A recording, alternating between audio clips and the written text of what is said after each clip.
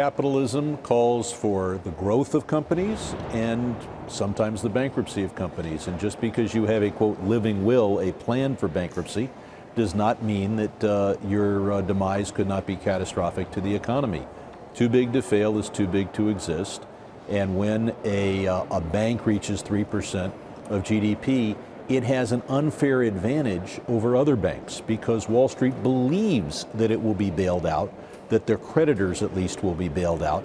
And for that reason, and according to an IMF study, they have an 80 basis point lower cost of capital.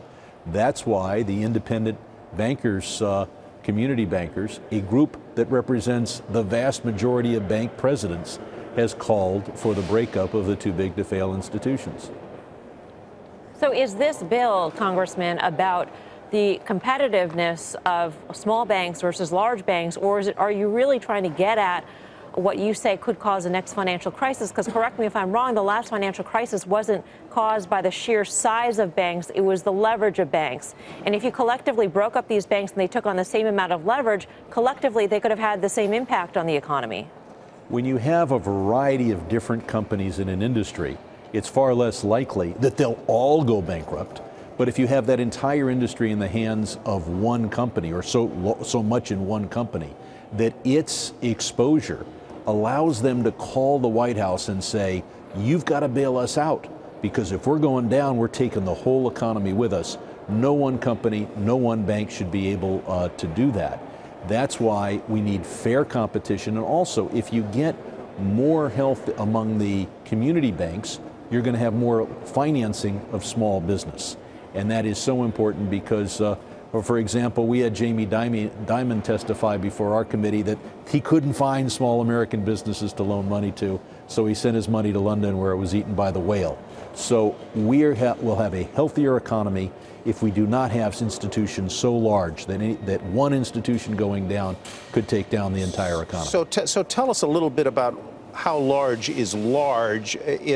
You say 3% of GDP. Measured by what? By assets, by market capitalization size, by revenue, what? Well, at this point we have it based on assets but other exposure. I think it should be liabilities to U.S. persons. So the Senator Sanders has his bill, which he is introducing. We had a substantially a bill that we had worked on with Senator Sanders for many years and introduced many times, but we'll be refining our bill to focus on liabilities to U.S. persons. So if Deutsche Bank goes under, that would be terrible for the world, but not particularly for the United States. So that's curious because in banking terms, isn't an asset a loan that the bank has made to someone else? They count that as an asset. That's not a liability that they have to someone else. It's the liability that someone else has to them. Exactly. Obviously, for most banks, liabilities and assets are very closely related. Of course, you have owner's equity on the balance sheet as well, but that tends to be a small portion of the balance sheet compared to liabilities and assets. And the system for regulation may focus more on assets and liabilities as a way to measure the size of a bank.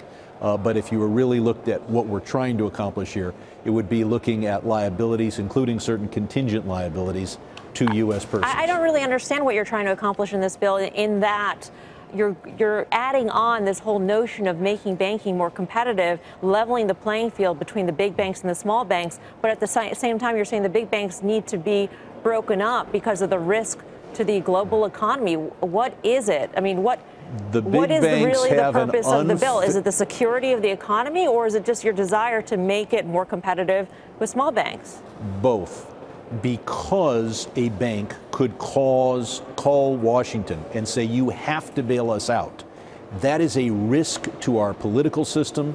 It is a risk to taxpayers, but it's also an unfair advantage for the bank in securing loan capital, because they're paying, according to the IMF, 80 basis points less for their capital than they would otherwise, because of a belief on Wall Street that in addition to all the other security that bank has, they have a hotline to Washington that a medium-sized bank or a small bank wouldn't have. So the possibility of a bailout gives them an unfair advantage. The possibility of a bailout is a risk to taxpayers, but it's also a risk to our political system as well.